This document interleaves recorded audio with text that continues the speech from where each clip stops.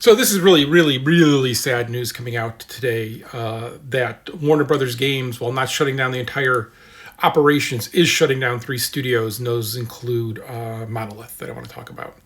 The other 2 I'm less familiar with, but Monolith is somebody I've been having run-ins with, joking around, having some fun for like 20 years, 30 years almost. Oh my God, 30 years.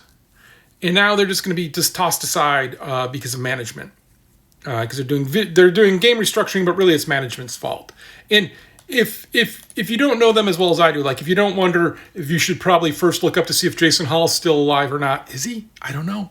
I got some cool shots of him on a motorcycle though. You probably do know their other game, but if you don't, it is a good time to revisit this. Because they're a studio that in the early days, so like the Blood series was okay. It was okay. Blood 2 DLC we have issue with. But Shogo was fun. Shogo was a giant mech game, but really just made the city small and you were just a regular FPS player, but it worked. Like, they just made weird stuff. They made the Vietnam game. They made, right? Wasn't that was them. Alien vs. Predator 2, Tron 2, but then we're going to get to the things that really matter. They made No One Lives Forever, and No One Lives Forever 2, and then Fear. But No One Lives Forever, man, if you can go back and play that game, that is just so well done, such a cool style, so great, and Fear the same thing, and that was Craig Hubbard, who's over in Sweden now. I think, I haven't talked to him in a little bit. But like, those are just really good games. Those are really fun games and really unique, right? And they had something about them. And then they went on to do Condemned, I can get to a few others, but the Fear series, but then they did, Shadow of Mordor, right? Shadow of Mordor, where they patented the game system. Yeah, they still have that. Because they're not closing. The Harry Potter games, the Batman games are going to continue on. But they are closing these studios. But like Shadow of Earth, Mordor, now the second one was not as good as the first for me. It did not hit the same. They made some choices that kind of just broke the Nemesis system for me. But okay, but they've got this like pedigree of making amazing games. And yes, well, some of the people in the studio left, but probably Jason Hall for the better. It's still like, come on, you're just going to dump them?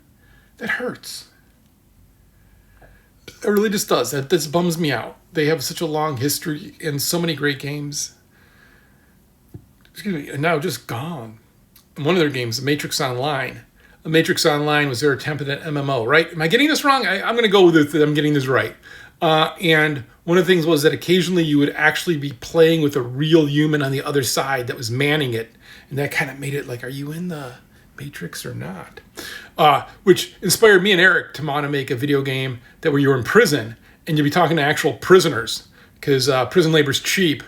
And most of the thing, you would always have a backpack that sticks things up your butt and explain to you how you can stick things up your butt to carry them around. And then just teach you other things about prison. But they would only know about their one prison cell. They wouldn't know a lot of other things. But that one prison cell they would know a lot about because they're in prison. And we only get guys who are like going to be in prison forever. And they would be able to talk with you in the game about prison. I forgot about that. You could upgrade your butt so it could hold more things. All right, sorry. I just needed something to laugh about here because this bums me out. This really does. Yeah. And to be clear, this isn't the fault of the employees, the workers, or the games, right? That's the problem. This is the problem of management. This is management not understanding what to make and how to make it and how to help to get those people to make it. This is entirely management, and this is mismanaged, and the employees are calling it out. But like they didn't have clear guidance, and this is like going into. I probably should have put this before the butt stuff, huh?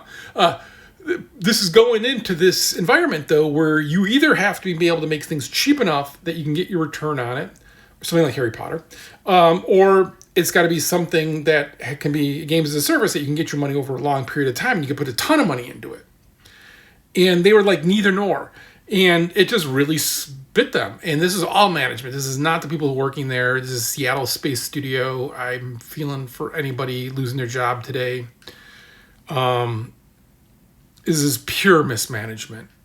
This is pure mismanagement. Nothing to do with it. You knew it was bad when the idiots at the Deconstructor Fund are like, oh, we're consulting with them. We're going to teach them how to make money because they left money on the table with the games. It's not the problem with the game. It's never the problem with the game. It really isn't. It really is never that they didn't get enough money from the player.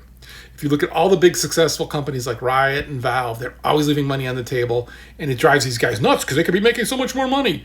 And it's like, no, you don't understand. Like, treats the players with some respect. So I knew that was a bad sign, but I didn't know it was this bad.